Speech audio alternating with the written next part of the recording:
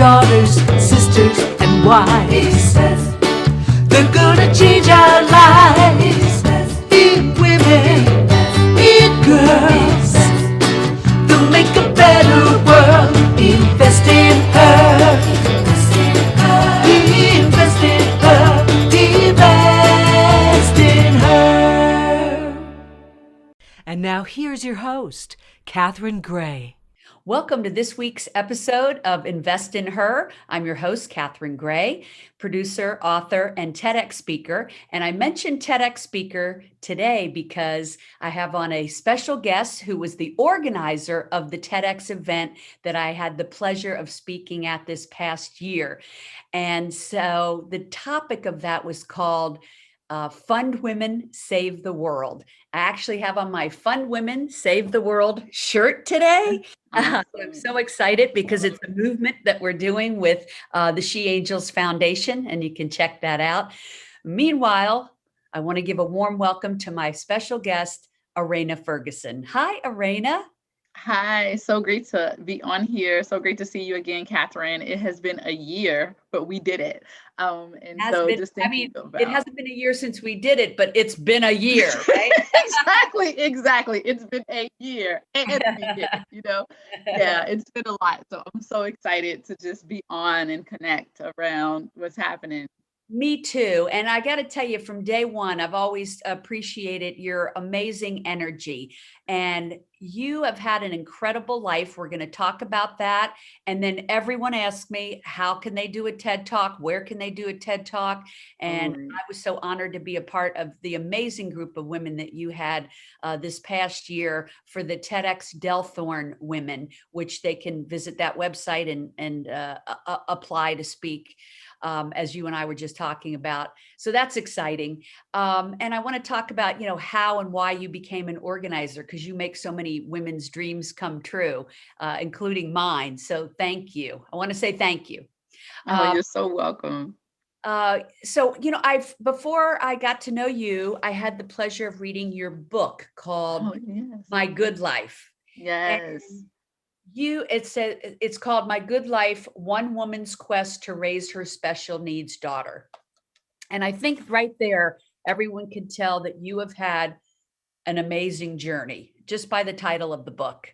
Mm-hmm. And I read your book over a weekend. My wife and I were away on a 3-day weekend. I said, I'm taking this book. I want to learn about Eraina. And I was so moved by your story. I mean, really, like, moved to tears. Like, what a beautiful story you have, especially the ending and the outcome. I think there are women out there that had kids when they were young, and they will identify with your story. But let's start with, you grew up in Chicago and at a very young age had a child, right? Yes. And I know she's the love of your life, as are now your husband and your other kids. But when you had her, you were a single mom, and she was a special needs child. And what that meant was, from reading your book, I understand first you realized as a baby that she was deaf, and then came to realize shortly thereafter that she was also autistic. Yes. Now, anyone who's a single mom knows how hard it is to raise a child. I can't even imagine standing in your shoes. So let's talk first about those early years, and then how you ended up, even living out your dreams of getting a master's at Yale, and then moving on to write this book, and then doing the TEDx organizing. So where do we begin? Let's start when you were raised up in Chicago, and this life-changing thing happened to you. Thank you for that. No, thank you, Catherine. Thanks for reading the book. It just really, I just couldn't even believe I had the opportunity to release it at the height of the pandemic. It meant so much that the irony is that I started writing the story years ago when I was in summer school before the master's program at Yale. I was in the summer school, and I actually took notebooks and just started to say, I have to tell our story. At that point, that was 2006. And for the journey to finish this book and to truly tell our story, it's been phenomenal. And so, yes, I grew up in the suburbs of Chicago. I went to a private high school in the inner city of Chicago, but I grew up in like a small working class town called Bellwood, Illinois. And my stepdad and my mom were awesome. Just really great parents, really great base of blended family that we had with my dad and visiting him and my stepmom on the weekends. And just, I had a great foundation. If I'm honest, my sister really catapulted my standard for excellence. She was a page in Congress. She actually is back in DC right now. In the last couple months, she got to do a full circle, but at 16, she was a congressional page.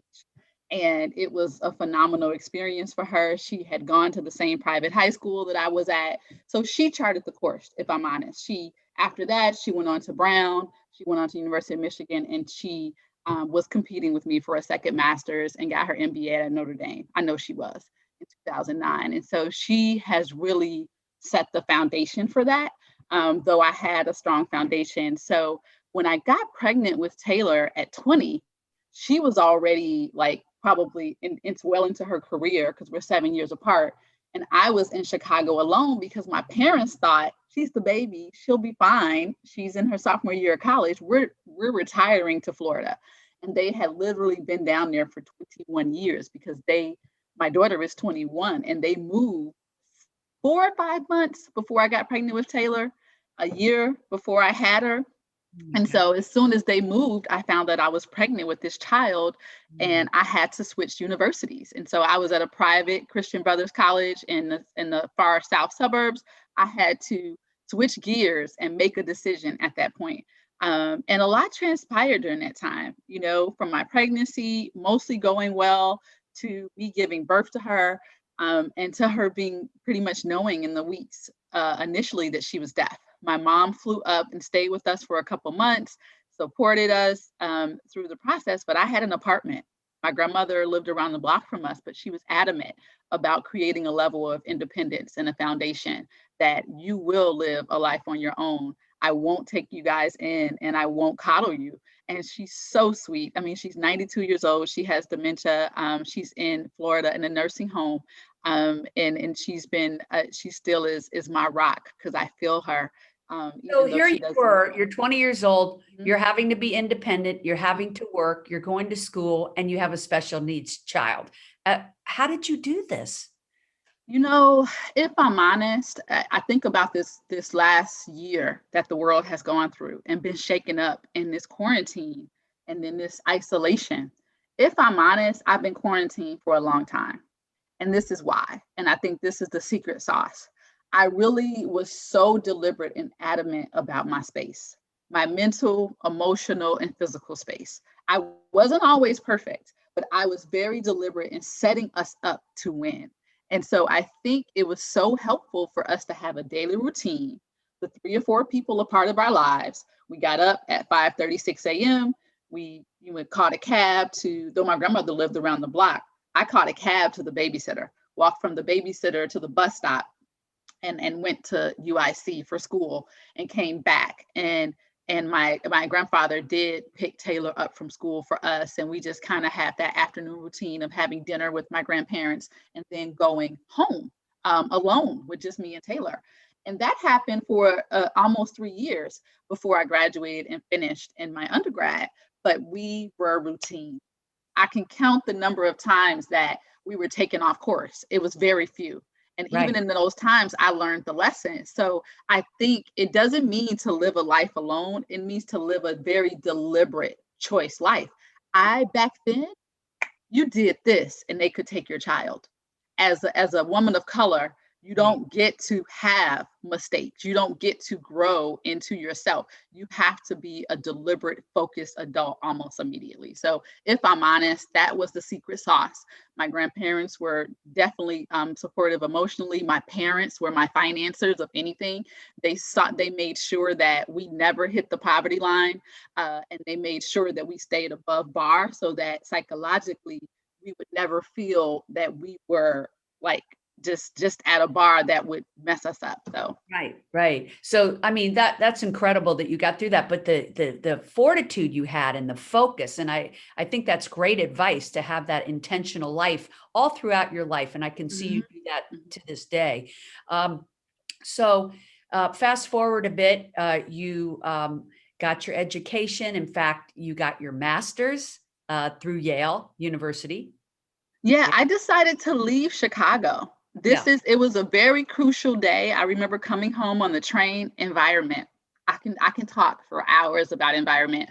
Though Chicago was going through a decent spurt at that time, and I lived in the suburbs, I was coming home on the bus one day to where I lived, and no one looked happy.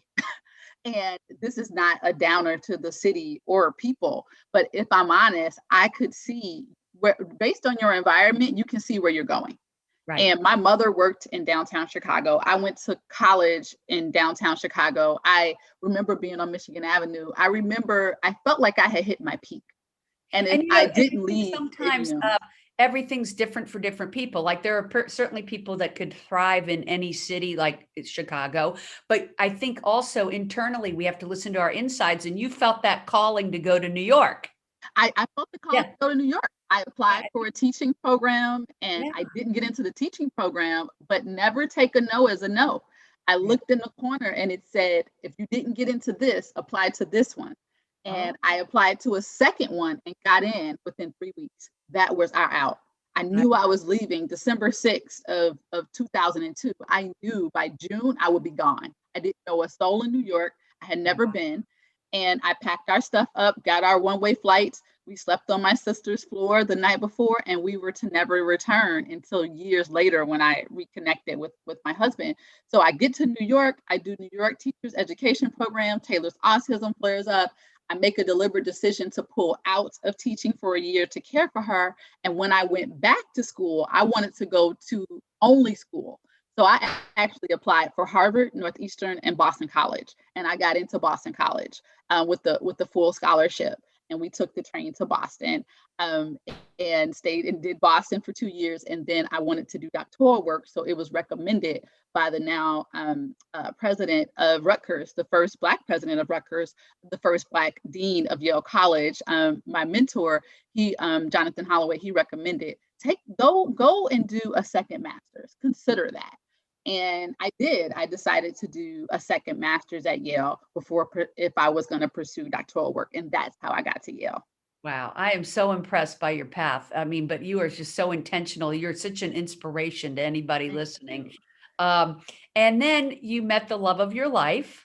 Yes. So I met my husband. We knew each other from high school. Dating was interesting. That's a whole other TEDx talk, right? You have this kid, you have to be intentional. I was not perfect. I am not going to say I was, but I was very intentional around our space, again, in our environment. And so I knew I would wait my whole life until she was an adult if I needed to connect and find love. Though I dated, I wasn't like, oh my God, I have to get married. Marriage was not, when people say that marriage is this goal to attain, my goal is to transform 1 million lives in my lifetime and to help and serve. My goal was not necessarily to get married. And so I sometimes hope that people shift their perspective and purpose versus the person aspect of it. So my husband did, we went to high school together. He was a basketball player. I was a cheerleader. He reached out on Facebook and DM'd me and said, hey, I want to know more about you and Taylor. And he was super popular in high school. He was the popular guy. You had to say his whole name together. You couldn't just say it by itself, Jason Ferguson. And so I was like, okay, let's get on a call. And when he got off the call, he said he felt like he could do anything.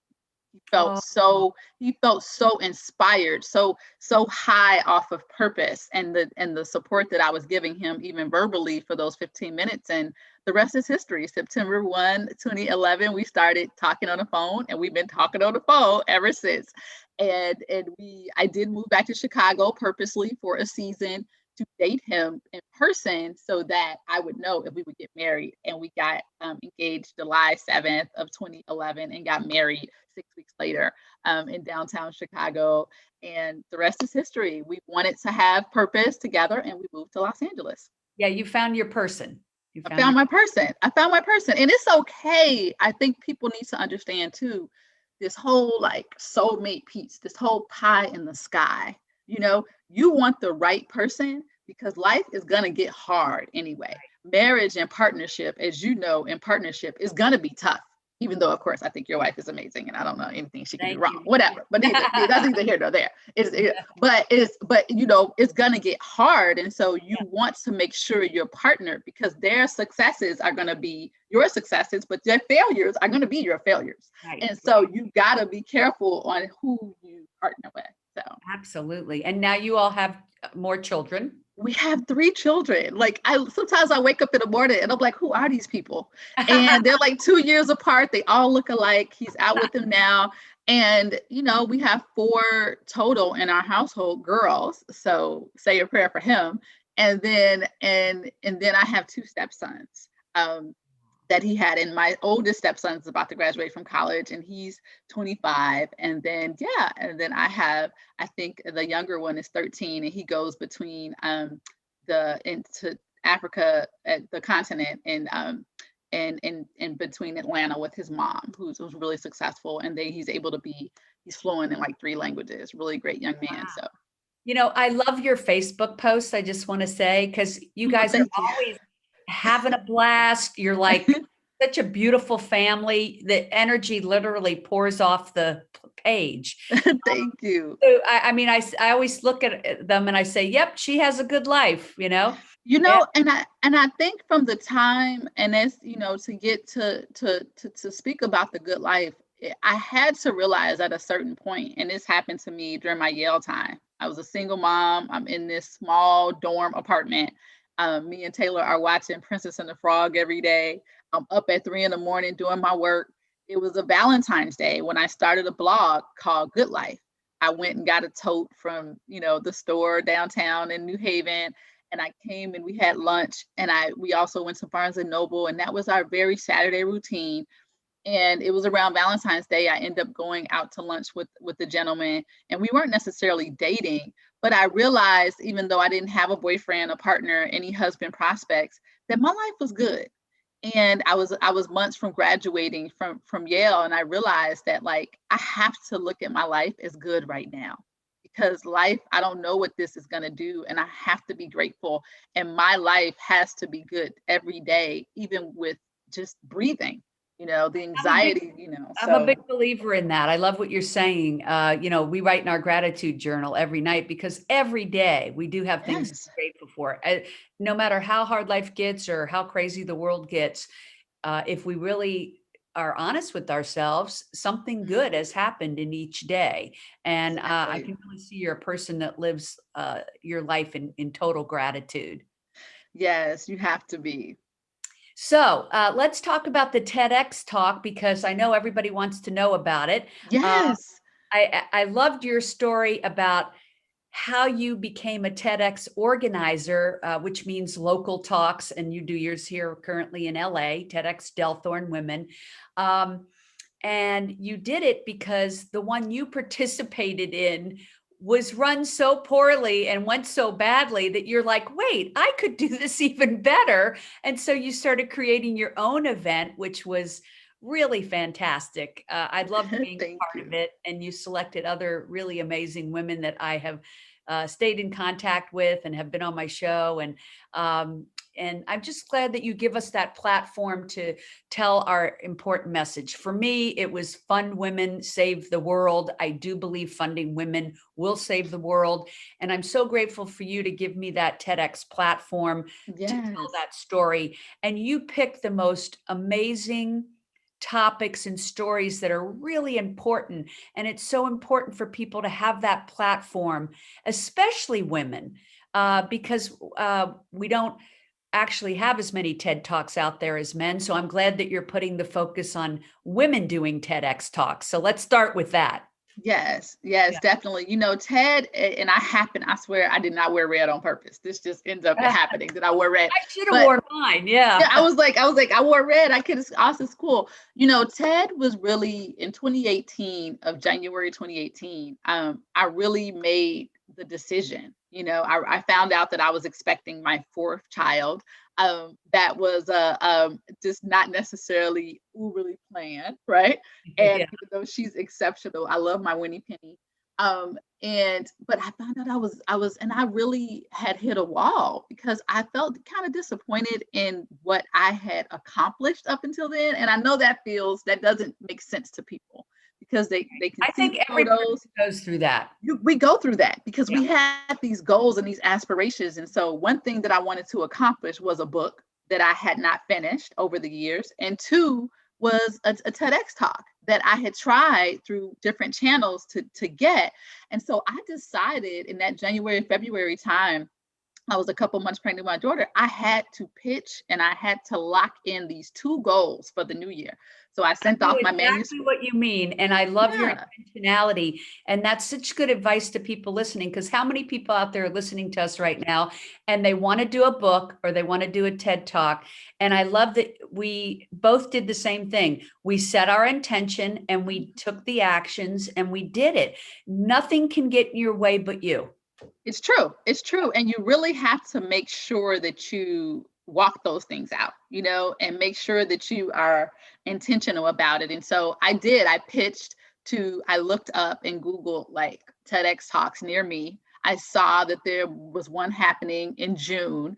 So I reached out to the organizers and found them on LinkedIn and just said, hey, are you guys accepting applications? She kind of passively got back to me. I kept following up with her in a gentle way. She said, fill out these questions. And at the end of the day, I was chosen. What they did not know is that I would be 7 to 8 months pregnant when I did the talk. And they actually pushed the date back a month. And I was thinking, that baby might come on stage, but I'm going. So I never even told them that I was expecting. I showed up, baby, and my blue, pea pod dress on and fully made up. But along the way, if I'm honest, their communication was spotty. So in order to be sure that this worked out, I actually hired my own videographers. And so I get to the event, I do everything. My husband helps me prepare. He keeps telling me, don't memorize it, memorize the stories, don't memorize just the words in order. And so I get on stage, I find out 24 hours ahead of time, I'm the first person. I get on stage and my videographers were trying to help them connect the house sound.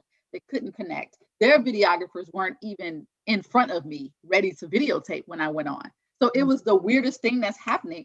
So I get on stage, I'm speaking, and the sound is really messed up because they hadn't listened to my team of women, okay, who told them this is how you connect it. And so fast forward, I get off stage and my mentor, who was actually a part of our last cohort, she was like, they have to let you do that over. My videographer. That was no, my Mrs. was no, it was Lori. Oh, Lori was over there. Yeah, Lori's 5 feet tall, and she was like, no, they have to let you do that over. And so my videographer, She TV Media, who was only Natalie at the time, said they have to let you do that over. Stay calm. We're gonna fight for you. So they let me do it over an intermission. And so my talk, I had one person in the audience with my husband and then some other guy on his phone. They closed the doors and I was able to do it all over again. Wait, Eraina, I have to stop you right there. I want to say doing my TEDx talk literally was one of the hardest things I've done in my life. Yeah. And I can't imagine having to do it over again that day. Like, I really applaud you for that. I mean, and can you imagine that if everything went crazy that day that we did our filming for yours, then you had worked hard for nothing? If something happened and we didn't have, like, in my head, I thought of every scenario imagined if it went wrong, how I would fix it. That's part of leadership. Because even if stuff had gone wrong the day of our last recent TEDxDelthorneWomen, where you were a part of for your talk, I would have redid it and I would have made it right. And so I think a lot of times some leadership doesn't happen that way for different reasons. And so thankfully, out of my very famous people were a part of that cohort. They did their talks and their sound was not good and there was no recording, but mine was. And I was so impacted by a woman who emailed after that day and she said, I'm devastated. This was the biggest day of my life. Where is my video footage? And they didn't have it. And so, but what they did have were the photos from there. And so fast forward, I decided after seeing those photos that I would apply I spent 30 minutes on my phone actually applying this. I had a 3-month-old at that point. And when you say applying, you have to apply to be a TEDx organizer. You have to apply to be a curator. Yes, you have to apply to get a license. And so it's a whole process. One thing a quick piece of advice around TED is I really welcome people to study the brand, to follow the instructions, whether you're a speaker or why not go ahead and study what it's like and what the rules are around curating an event, because it also helps you empathize with the process and your team that you're working under. Once you are a TEDx speaker, right, completely get to know the brand. It's an important thing that nobody does. Right. And it's their whole idea is ideas worth spreading. Yes. And so it's different than a typical talk. So even if you are a speaker and talk on a typical basis to a group, doing a TED talk is a whole different experience. Whole different. Yeah. And it's not talking just, off the cuff. It's something that you've actually memorized and you feel passionate about, and it's an idea worth spreading. It can't be promotional in any way or anything like that. It really is its own lane, which is why it's so popular. It's its own lane that changes lives. Ideas worth spreading that people get to be impacted from. I listen to them all the time. I listened to one the other day that it was just mind blowing. And if people aren't listening to them, you can sign up and they send you TEDx daily. And they highlight certain ones, and you can actually Google it on any topic, and it's just amazing. And your TED Talk, they can also find online. Yeah, they can find it on my reel, but I also have to re-upload it to the TEDx YouTube station. So I'll definitely have to reshare it because mine was the only one out of that cohort. And so my reel is available for the short version, but they can find it if they put in a search thing on YouTube, Eraina Ferguson TEDx. My reel and my promo will come up, but the talk will be available by March 1st, that it'll actually be on the TEDx site. So you think about that. I've curated 4 events and have hosted 30 speakers, but my talk still has to go up. And so that is something that's interesting as well in the process of it all, not for any reason, but I just am going to walk it out, that it also shows you that the branding, the partnership, all of the process, it's a process. And for everyone, it's different. And then the next. So it's definitely worth leaping into. Yeah, I was really moved by all the speakers that were on our stage. And it gave me a platform to talk about, fund women, save the world. I do believe that is what's going to help save the planet, is to have more women in positions of influence, but we have to fund them. They're so underfunded. So I'm very passionate about this. And I've actually taken the TED Talk, and my co-founder and I of the She Angels Foundation, we're making it a movement now. And so we're going to take it on the road, and it's a movement called Fund Women, Save the World. And we believe that we have to fund female founders of nonprofits that are helping women. So that's what Angels Foundation does.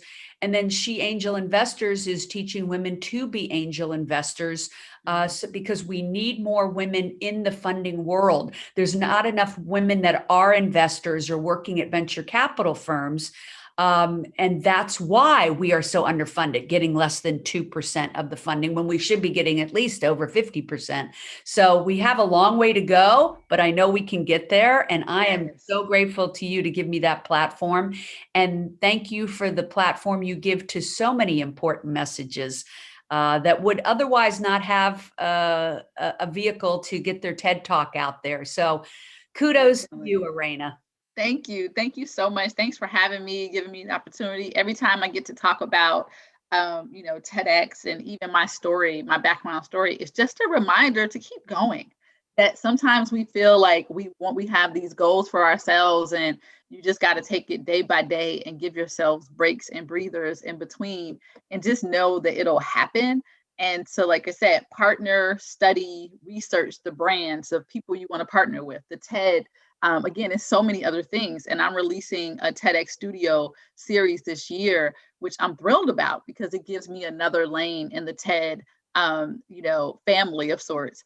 And it's a great opportunity to just tell stories and ideas worth spreading. So I love that. And how will they be able to find the TEDx studios, and when do you think that'll launch? Because a lot of people, I know it's something kind of new, so people don't really know about it. Definitely. So TEDx Studio is basically the opportunity, and then people can apply to be a curator.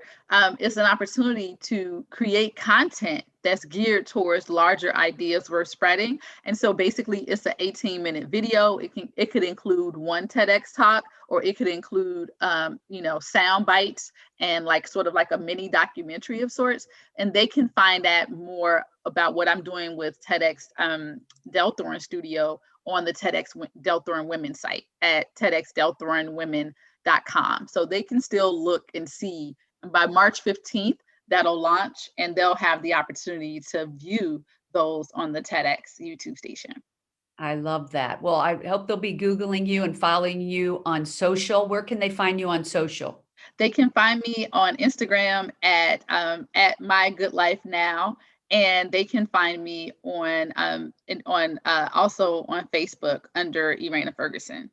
Wonderful. And I hope people will get your book, My Good Life. It's on Amazon. Yes, Amazon. definitely purchase the book, and they can find that at www.mygoodlifebook.com.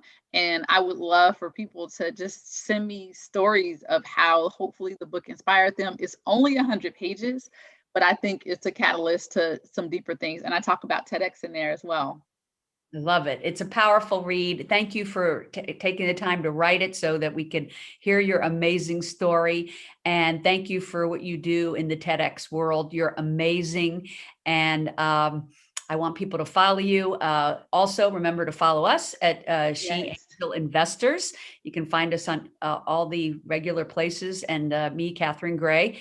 And we just appreciate everybody tuning in. And thank you for your time, Eraina. Everybody remember to invest in her and make it a great week. Thanks, Eraina. Thanks a lot. Thank you.